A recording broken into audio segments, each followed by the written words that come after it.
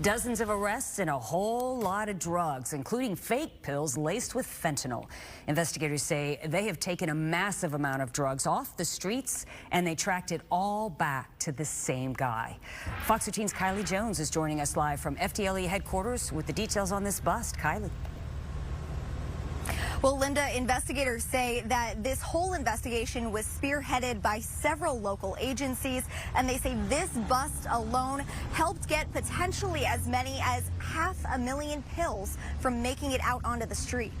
Pounds of ingredients on this table were used to cut drugs. They've now been seized in the masses after a months-long investigation across Tampa Bay. 114 grams of fentanyl that was seized, enough to kill 57,000 Floridians, 1.5 kilograms of cocaine, large amounts of methamphetamine, and over 10,000 pills. The investigation started in January. Tampa police honed in on one suspect and quickly realized that he was connected to a drug trafficking organization that was distributing large quantities of narcotics on the street in this area.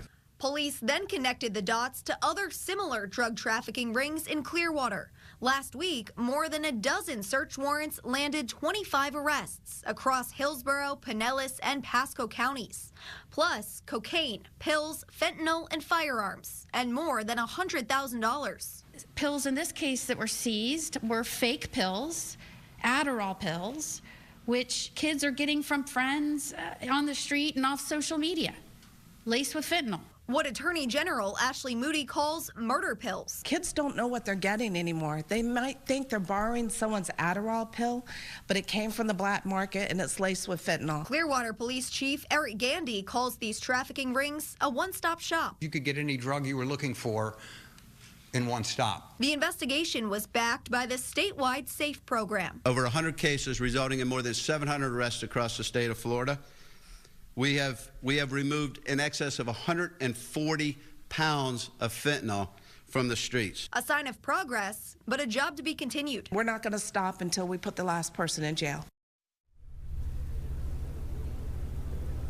3 people allegedly involved in this entire case. Linda. Boy, that's really scary. Glad all those drugs are off the streets. Kylie, thank you.